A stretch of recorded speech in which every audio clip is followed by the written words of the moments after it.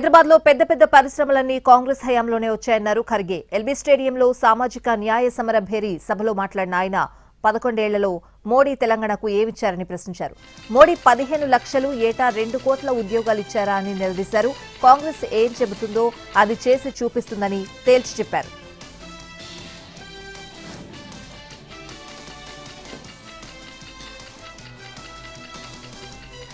Congress PAC సమావేశంలో కొందరు ఎమ్మెల్యేలపై serious అయ్యారు ఖర్గే. 4-5 కలిసి గ్రూపులు కడితే భయపడతారా అని అనుకుంటున్నారా అంటూ మండిపడ్డారు. ఇష్టారాజ్యంగా వ్యవహరించే నేతలను రాహుల్ గాంధీ తాను పట్టించుకోబోమన్నారు. ఇకనైనా పద్ధతి మార్చుకోవాలని సూచించారు ఖర్గే.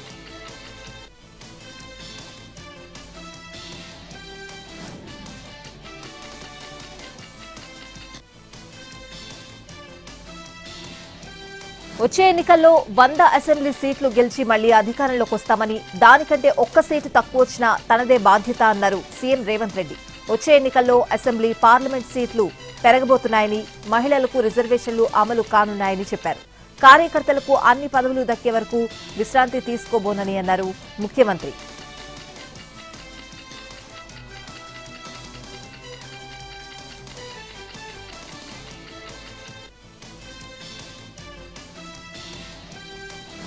గాంధీ భవన్లో క్రమశిక్షణ కమిటీ సమావేశం 2.5 గంటల పాటు జరిగింది.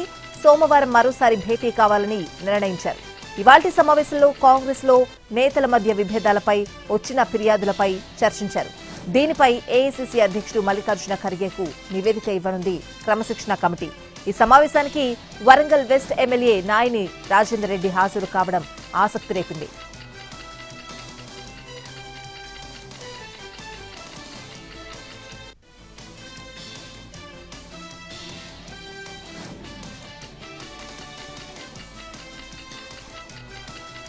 పాఠశాల విద్యకు సంబంధించి తెలంగాణ ప్రభుత్వం కీలక నిర్ణయం తీసుకుంది. 20 మంది విద్యార్థులు ఉన్న ప్రాంతంలో ప్రభుత్వ పాఠశాలల ఏర్పాటు నిర్ణయం తీసుకుంది. దీంతో తెలంగాణలో మొత్తం 571 కొత్త ప్రైమరీ స్కూళ్లు ఏర్పాటు కానున్నాయి. ఇందులో 359 స్కూళ్లు పట్టణాల్లోని కాలనీలు, వార్డుల్లో ఏర్పాటు కానున్నాయి.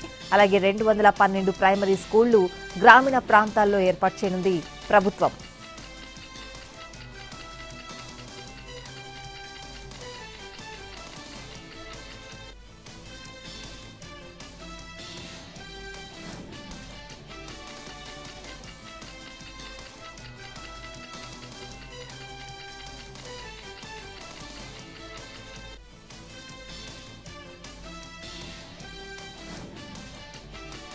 రెవెన్యూ శాఖపై సీఎం చంద్రబాబు సమీక్షించారు. పేదల భూ సమస్యల పరిష్కారానికి సంబంధించి 10 అంశాలపై సమీక్ష నిర్వహించారు.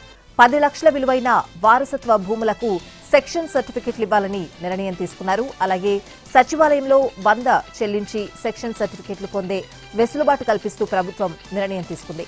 10 లక్షలు దాటిన భూములకు 1000 రూపాయలు చెల్లించి సర్టిఫికెట్ పొందే అవకాశం ఉంది. ఇక కుల ధృవపత్రాలు ఆగస్టు 2లోగా మంజూరు చేయాలని సీఎం చంద్రబాబు ఆదేశాలిచ్చారు. ఫ్రీ హోల్డ్ భూ సమస్యలను అక్టోబర్ 2లోగా పరిష్కరించాలని నిర్ణయం తీసుకున్నారు. మెజారిటీ రెవెన్యూ సమస్యలు అక్టోబర్ 2లోగా పరిష్కరించాలని సీఎం ఆదేశాలు జారీ చేశారు.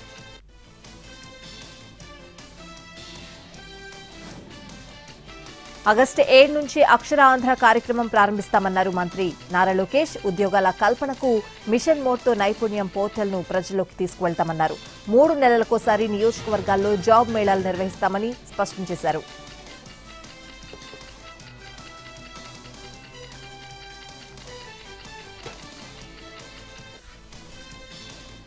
ప్రకాశం జిల్లా పర్యటనలో ఆసక్తికర వ్యాఖ్యలు చేశారు పవన్ కళ్యాణ్. వచ్చే ఎన్నికల్లో వైసీపీని అధికారంలోకి రానివ్వబోమన్నారు. 2029లో అధికారంలోకి వచ్చాక మీ సంగతి చూస్తామంటూ వైసీపీ నేతలు బెదిరిస్తున్నారని, అసలు మీరు ఎలా అధికారంలోకి వస్తారో చూస్తామని వార్నింగ్ ఇచ్చారు డిప్యూటీ సీఎం. వ్యక్తిగతంగా తనకు ఎవరిపై కక్ష ఉండదన్న పవన్ గత ప్రభుత్వం జలజీవన్ మిషన్ను పట్టించుకోలేదన్నారు. రౌడీయిజం, గూండాయిజంతో భయపెట్టి వేధించారని ఆరోపించారు. గత పాలకులు లక్షల కోట్లు అప్పులు పెడితే వాటన్నింటినీ తట్టుకుని ముందుకు వెళ్తున్నామని అన్నారు పవన్ కళ్యాణ్.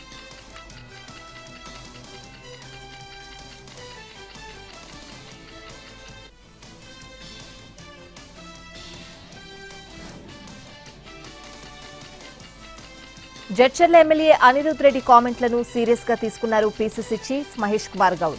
ఆయన కామెంట్స్ పై నివేదిక ఇవ్వాలని క్రమశిక్షణ కమిటీని ఆదేశించారు. సోమవారం జరిగే క్రమశిక్షణ కమిటీ సమావేశంలో అనిరుద్ రెడ్డికి షోకాజ్ నోటీసులు ఇచ్చే అవకాశం ఉంది.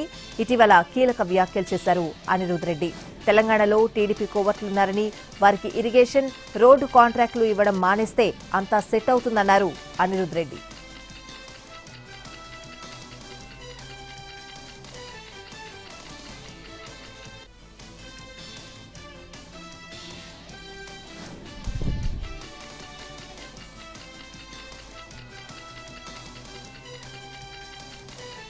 ఫీవర్తో హాస్పిటల్లో చేరిన కేసీఆర్ కోలుకున్నారు. ఆ హాస్పిటల్లోనే పార్టీ నేతలతో సమావేశమయ్యారు. తెలంగాణలో నెలకొన్న పరిస్థితులు, రైతులకు ఎరువుల లభ్యతపై వివరాలు అడిగి తెలుసుకున్నారాయన. సాగునీరు, ప్రజా సమస్యలపైన చర్చించారు. అనంతరం పార్టీ నేతల నుండి ఫీడ్బ్యాక్ తీసుకున్నారు. జ్వరంతో బాధపడుతున్న కేసీఆర్ నిన్న హాస్పిటల్లో అడ్మిట్ అయ్యారు. ఇవాళ పరామర్శకు వెళ్లిన నేతలతో హాస్పిటల్లో సమావేశమయ్యారు గులాబీ బాస్.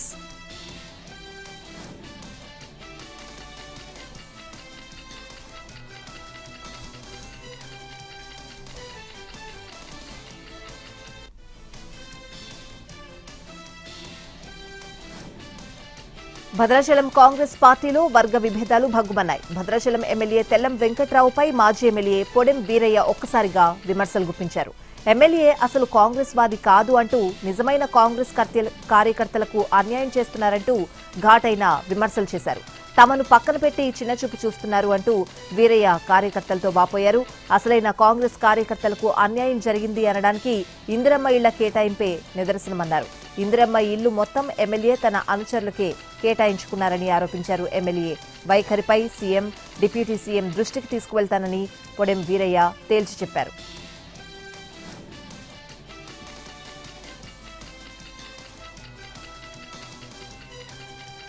విశాఖలో దక్షిణ కోస్తా రైల్వే జోన్ తాత్కాలిక కార్యాలయాల కోసం అధికారుల అన్వేషణ కొనసాగుతోంది. జీఎం కార్యాలయం కోసం Visakha metropolitan reason development authority నిర్మించిన ద డెక్ భవనం అనుకూలమని భావిస్తున్నాయి రైల్వే వర్గాలు. దీంతో వీఎంఆర్డీఏ ఉన్నతాధికారులతో సంప్రదింపులు జరుపుతున్నారు రైల్వే అధికారులు. కోస్తా రైల్వే జోన్ నిర్వహణ జోనల్ మేనేజర్ కార్యాలయం ఏర్పాటుతో ప్రారంభం కానుంది.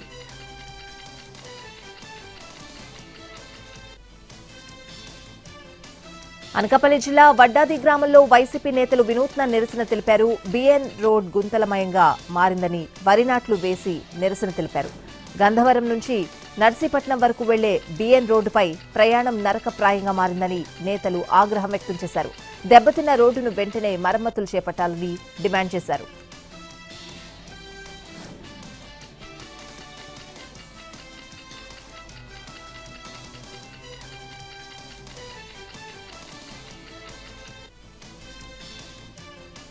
పాసమైలారం ప్రమాద ఘటనా స్థలంలో రెస్క్యూ ఆపరేషన్ ఇంకా కొనసాగుతోంది. సంఘటనా స్థలంలో ఇప్పటికీ సహాయక బృందాలు పనిచేస్తున్నాయి.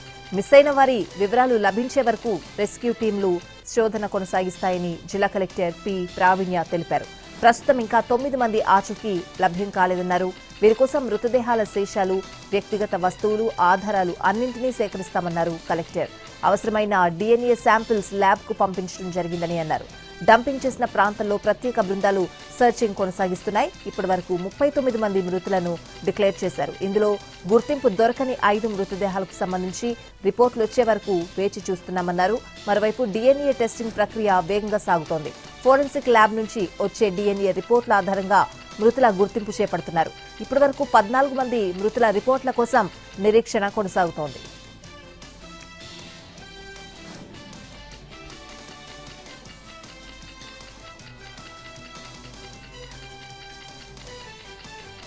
మహబూబ్ నగర్ లో గూడ్స్ రైలు పట్టాలు తప్పింది.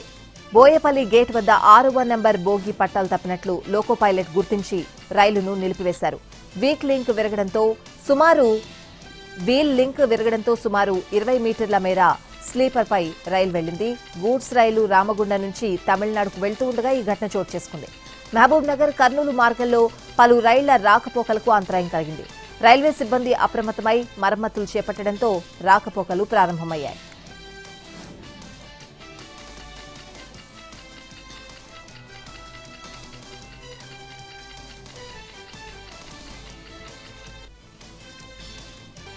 కాకినాడ జిల్లా గొల్లప్రోలు బైపాస్ రోడ్లో మద్యం మత్తులో ముగ్గురు యువకుల మధ్య ఘర్షణ జరిగింది. అనిశెట్టి వంశీ అనే యువకుడిపై రాము, ఇంద్ర దాడి చేశారు. తీవ్రంగా గాయపడ్డ బాధితుడిని పిఠాపురంలోని ప్రైవేట్ హాస్పిటల్కి తరలించి చికిత్స అందిస్తున్నారు. నిందితులపై సతీష్ గఢ్లోనూ పలు కేసులు నమోదైనట్లు పోలీసులు తెలిపారు.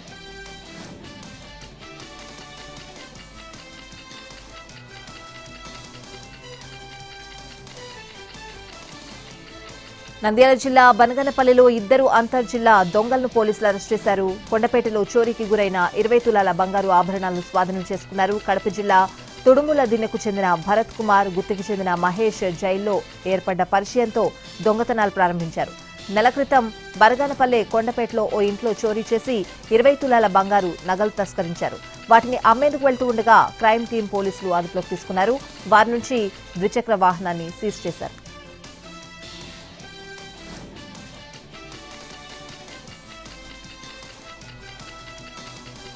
చిత్తూరు జిల్లా పులిచెర్ల మండలంలో ఏనుగులు బీభత్సం సృష్టిస్తున్నాయి. పాతపేట అటవీ ప్రాంతాల్లో పదుల సంఖ్యలో ఏనుగుల గుంపు సంచరిస్తూ అక్కడి పంటలను ధ్వంసం చేస్తున్నాయి.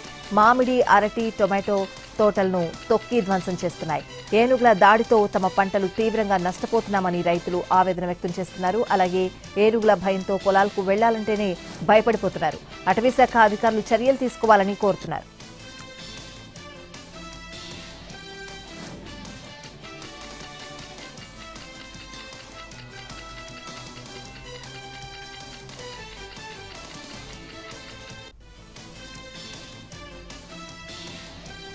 శ్రీశైలం క్షేత్రంలో సామాన్య భక్తుల కోసం ఉచిత స్పర్శ దర్శనం టోకెన్ల జారీకి ఆన్లైన్ విధానం ప్రవేశపెడుతున్నట్లు ఆలయ ఈవో ఎం శ్రీనివాసరావు తెలిపారు. ఈ నెల 1వ తేదీ నుంచి పునఃప్రారంభించిన ఉచిత స్పర్శ దర్శనానికి భక్తుల నుంచి అనూహ్య స్పందన వచ్చిందన్నారు. భక్తులకు ఎలాంటి అసౌకర్యం కలగకుండా ఉండేందుకు ఆన్లైన్ ద్వారా టోకెన్లను జారీ చేయాలని నిర్ణయం తీసుకున్నట్లు చెప్పారు. మంగళవారం నుంచి శుక్రవారం వరకు మధ్యాహ్నం 1:45 నుంచి 3:45 వరకు ఉచిత స్పర్శ దర్శనం ఉంటుందని అన్నారు. వచ్చే వారం నుంచి ఆన్లైన్లో టోకెన్లు అందుబాటులో ఉంటాయని తెలిపారు.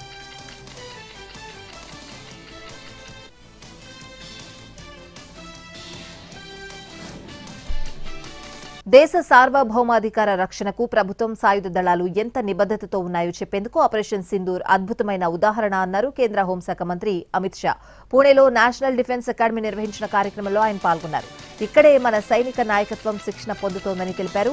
మన స్వాతంత్ర్య సంగ్రామం శివాజీ మహారాజ్ నుంచే మొదలైందని, పిష్వాలు దానిని మరో 100 ఏళ్లు ముందుకు తీసుకువెళ్లారని చెప్పారు. ఇదే జరగకపోతే భారతదేశ ప్రాథమిక నిర్మాణం నిలిచిపోయేదని పేర్కొన్నారు. బాజీరావు తన 40 ఏళ్ల జీవితంలో ఎవరికీ సాధ్యం కాని రీతిలో చరిత్ర సృష్టించారన్నారు.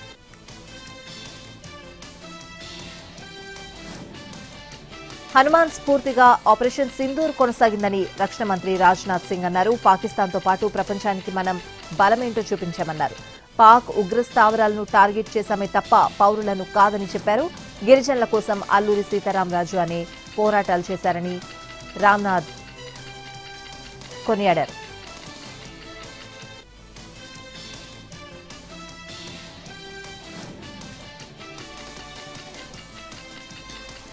సీఎం కావాలన్న తన కోరిక అలాగే ఉందనే అర్థం వచ్చేలా డీకే శివకుమార్ కీలక వ్యాఖ్యలు చేశారు. ప్రయత్నాలు ఫలించకపోయినా తాను బలంగా కోరుకున్న దానికోసం చేసిన ప్రార్థనలకు సమాధానం దొరకకుండా పోయిందన్నారు. అయితే రాజకీయాలపై చర్చించే సందర్భం ఇది కాదన్నారు. రాష్ట్రానికి మంచి జరగాలని అంటూ తన ఆకాంక్షలను నేరుగా బయటపెట్టకుండా సమాధానం చెప్పారు డీకే. మల్లికార్జున ఖర్గే తమకు జాతీయ అధ్యక్షుడని, ఆయన సూచనల ప్రకారం పార్టీ కోసం పనిచేస్తామన్నారు.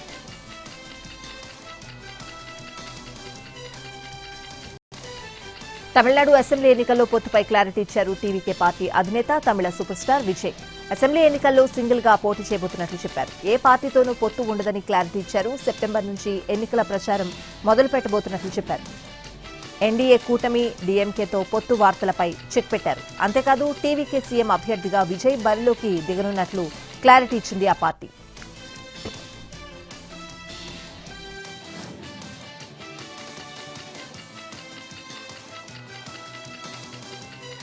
గోల్డ్ స్మగ్లింగ్ చేస్తూ పట్టుబడ్డ కన్నడ హీరోయిన్ రనియారావుకు బిగ్ షాక్ ఇచ్చింది ఈడీ. 34 కోట్లకు పైగా విలువైన ఆస్తులను అటాచ్ చేసింది. బెంగళూరులోని విక్టోరియా లేఅవుట్లోని ఇల్లు, అర్కావతి లేఅవుట్లోని మరో ఫ్లాట్తో పాటు తమకూరులోని ఇండస్ట్రియల్ భూమి, అనేకల్ తాలూకాలోని వ్యవసాయ భూమిని అటాచ్ చేసినట్లు తెలిపింది. మార్చిలో దుబాయ్ నుంచి బంగారాన్ని స్మగ్లింగ్ చేస్తూ బెంగళూరు ఎయిర్పోర్ట్లో రెడ్ హ్యాండెడ్ గా పట్టుబడింది రనియారావు. ఆమె నుంచి 14 కిలోల బంగారాన్ని డీఆర్ఐ అధికారులు స్వాధీనం చేసుకుని అరెస్ట్ చేశారు.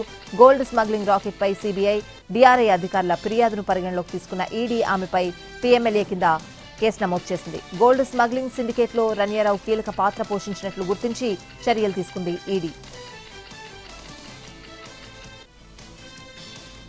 భారీ వర్షాలు, ఆకస్మిక వరదలు హిమాచల్ ప్రదేశ్ ను కుదిపేస్తున్నాయి. క్లౌడ్ బర్స్ట్ వరదల కారణంగా రాష్ట్రంలో ఇప్పటి వరకు 63 మంది మృతి చెందారు. పెద్ద సంఖ్యలో గల్లంతయ్యారు.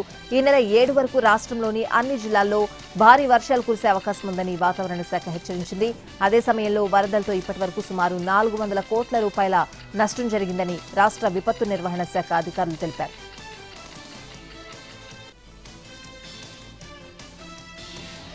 మధ్యప్రదేశ్లో కుండపోత వర్షాలు కురుస్తున్నాయి. బరేలా, కుందం ప్రాంతాల మధ్య పరియత్ నది బ్రిడ్జ్ పై వరద నీరు పరవళ్లు తొక్కుతోంది. వరద ఉధృతంగా ప్రవహిస్తున్న ఓ సిలిండర్ల లారీ డ్రైవర్ పట్టించుకోలేదు. నిర్లక్ష్యంగా వంతెనను దాటే ప్రయత్నం చేశాడు. వరద నీటి ప్రవాహానికి ఆ లారీ కొట్టుకుపోయింది. డ్రైవర్, క్లీనర్ నదిలోకి దూకి ఈదుకుంటూ ప్రాణాలు కాపాడుకున్నారు.